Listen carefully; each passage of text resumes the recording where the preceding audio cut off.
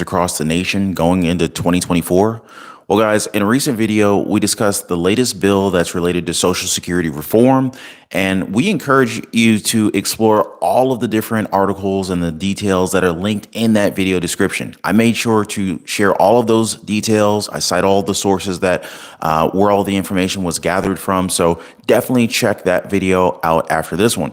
Now, whether you agree or you disagree, I want to hear you guys' thoughts on these very critical issues on increasing Social Security benefits, SSI, SSDI, VA benefits, and of course, the elimination of double taxation. Now, we're definitely going to delve a lot deeper into the Senior Citizens Tax Elimination Bill to further understand why it's gaining so much attention and also how it could potentially shape the future of Social Security as we know it.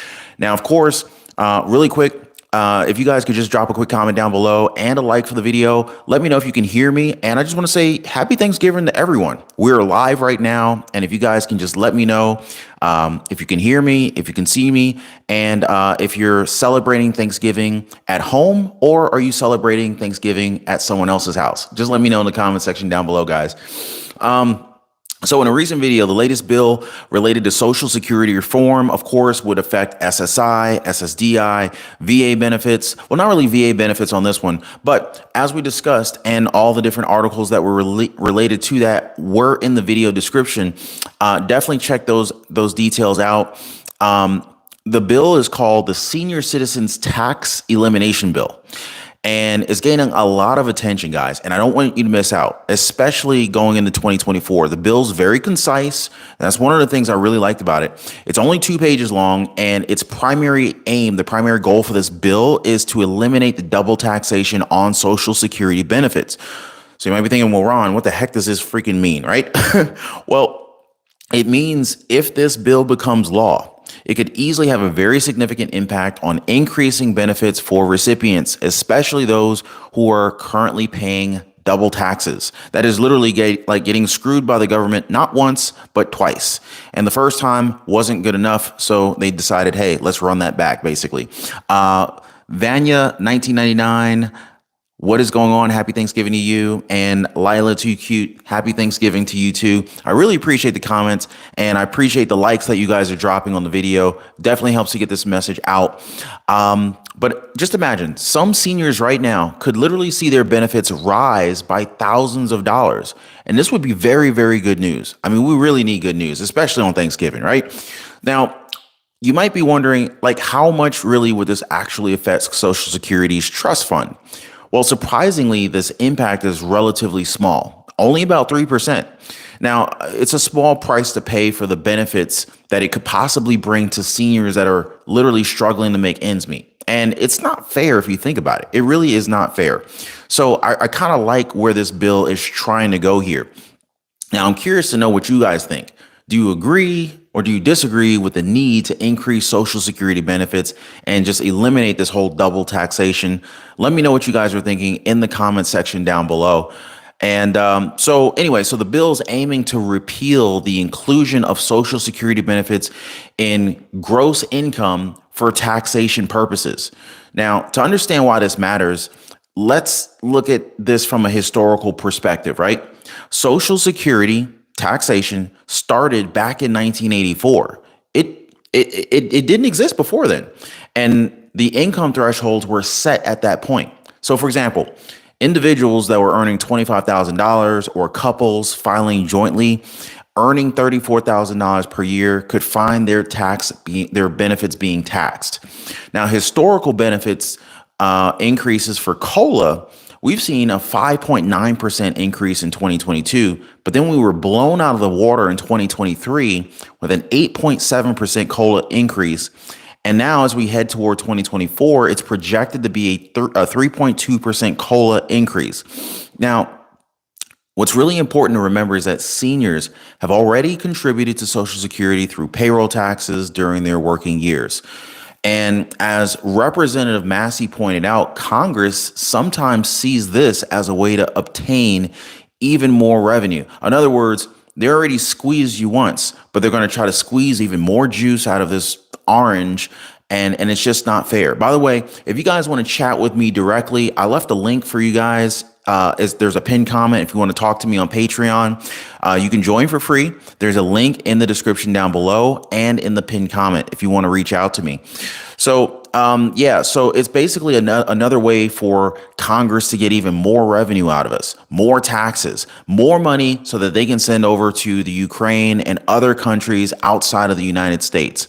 But what we have to remember is that it is essential to consider that the rising cost of living for seniors is continuing to increase and their need for immediate tax relief, guys. Now, several representatives support this bill, including Representative Alex Mooney and Representative Daniel Webster. Both of these individuals are arguing very passionately about the double taxation of seniors and, of course, not ignoring the pressing need to repeal this tax. Fixed income seniors, we're talking Social Security, guys, SSI, SSDI. Fixed income seniors are indeed struggling with the rising costs, and this bill could very well provide them with very significant relief. The bill's purpose is very clear, though. It aims to amend the Internal Revenue Code of 1986 to completely terminate the inclusion of Social Security and railroad retirement benefits in gross income. Now, what this means is that seniors will experience a substantial reduction in their tax liability if this bill becomes law. Now, surprisingly, and you would think that it would, but surprisingly, this bill's not entirely new. It originally was introduced in 2003 by Representative Ron Paul. I don't know how many of you guys remember Representative Ron Paul when he brought this up in 2003. It's actually been reintroduced by Representative Massey multiple times since 2012. And so it's clear that this issue has been on their minds, on the minds of lawmakers for quite some time. 2024 is going to be a big year. Oh man, I'm getting so many happy Thanksgiving comments. Thank you so much, guys. Otis Highsmith, Debbie Hill, Amira Deshawn, Monica Warren, Vanya 1999. I really appreciate you guys. You guys are awesome. We have over 100 people in here. If you guys could at least get these likes up to say 50 likes, 60 likes in here, that will really help out get this video to more people who need to hear about this information. Now, before we kind of wrap up, I definitely want to touch on some key figures advocating for Social Security reform in Congress, guys. So President Biden, during his campaign, he promised to address the need for Social Security across the board. He specifically said increases for Social Security across the board, guys. And he's not alone with this support for reform. Senators Elizabeth Warren, Bernie Sanders, of all people. We know he's one of the charging forces behind Social Security reform, not to mention Representative John Larson, right? All behind and endorsing the Social Security Expansion Act, which, by the way, aims to increase benefits across the board by $200 per month, close to roughly $2,400 per year. And yes, this is what we're seeing here. We're seeing a bigger push. Surprisingly, there's a substantial sum of money. We're talking $400 billion in unallocated stimulus funds that have been largely overlooked. Let's not forget about that, right? Oh, thank you for joining us over in the Patreon. So more and more of you guys have been joining me over in the Patreon, and the Patreon family is literally just getting so much bigger, and I'm just so happy to see all of you guys over there. Lots of posts and, quick information that I think that is very helpful to you guys, videos over there that I don't share here on YouTube. So there's a link for the Patreon for those of you who haven't yet joined. Totally appreciate that. And it's free to join. So just another added benefit for you guys. So now, surprisingly, again, there's substantial sum of money, $400 billion in unallocated stimulus funds that has been largely overlooked. And these funds, they're not new. These stimulus funds have been sitting there for a long time, literally just sitting in government accounts. Now, what makes it even more intriguing is that these funds, they have the potential to bring relief to countless individuals who have been basically grappling with this economic challenge that has been posed by the ongoing pandemic and even at this point, the post-pandemic repercussions. So what what could be the suggested use of these unallocated stimulus funds, right? And this is a question that has come up numerous times. Well, one practical beneficial option would be to issue an additional stimulus check, right? Comment down below if we should use the remaining $400 billion in unallocated stimulus funds to issue stimulus checks just like the ones that were distributed during the pandemic. Like, would you guys be good with that, or should that money be used in some other area? Let me know what you guys think in the comment section.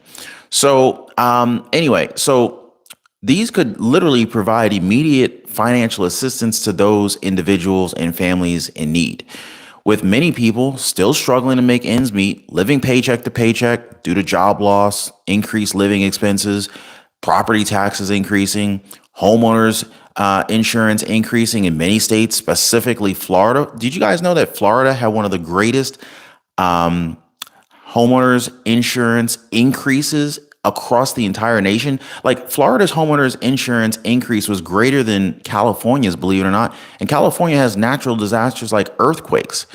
So yeah. Anyway, so all of these different cost of living related increases, mounting debt, medical bills, credit cards, property taxes increasing, mortgage rates increasing for those who have a mortgage with an adjustable rate mortgage. Many of the cost of food. Let's not forget about rent going up, rent increases, groceries, healthcare expenses. Like, all of these cost of living increases has been increasing. And so the question that naturally arises is, why have these funds remain unutilized for so long? Is this a plan?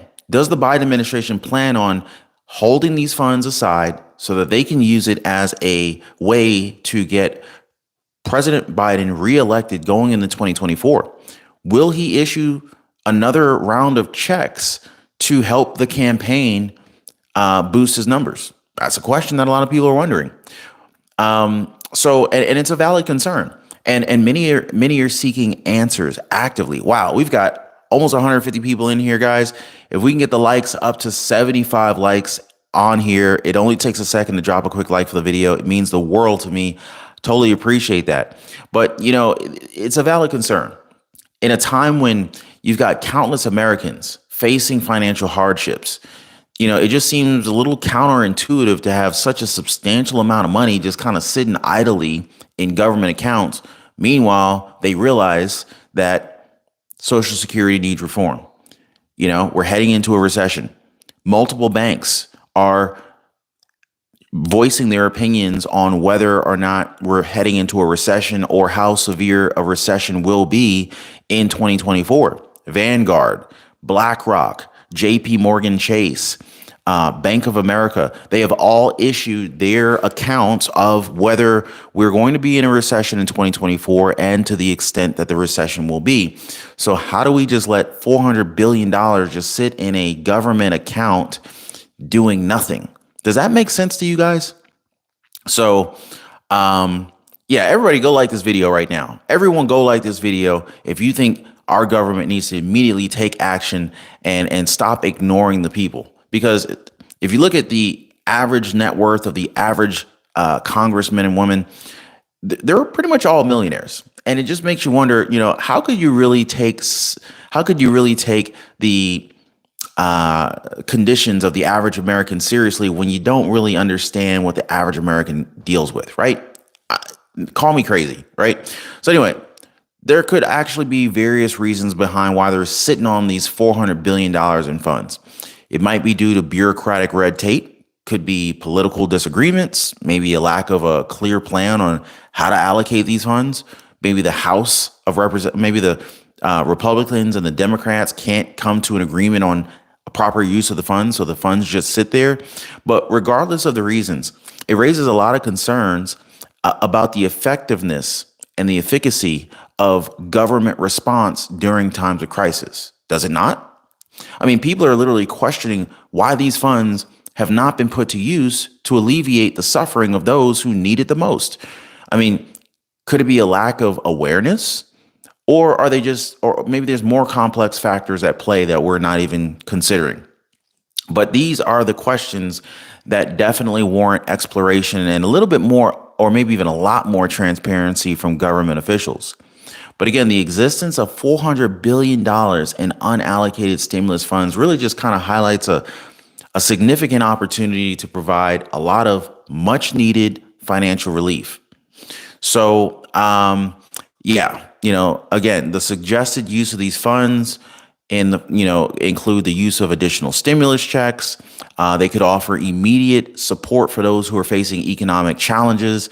However, the questions that are surrounding why these funds remain unutilized really just underscores the need for accountability and efficient governance to ensure that resources that are ultimately taxpayer dollars are effectively deployed to address pressing issues and to be able to help those that are in need. Social Security reform is a very hot topic right now, and the Senior Citizens Tax Elimination Bill is one step in the right direction. Now, we have a lot farther to go, absolutely, but I want to hear from you guys. Do you support this bill? Have you heard of this bill? And do you believe that it is time to increase Social Security benefits and eliminate the double taxation for seniors who have already contributed their fair share? I want to hear from you guys. Drop me some comments, guys. I'm going to go ahead and head over to our Patreon and take a look at the comments that are over there. If you guys want to join us over on the Patreon, there's a link in the description down below this video and in the pinned comment section. I want to wish everyone and their families a very happy Thanksgiving, and I'm going to see you guys on the next one.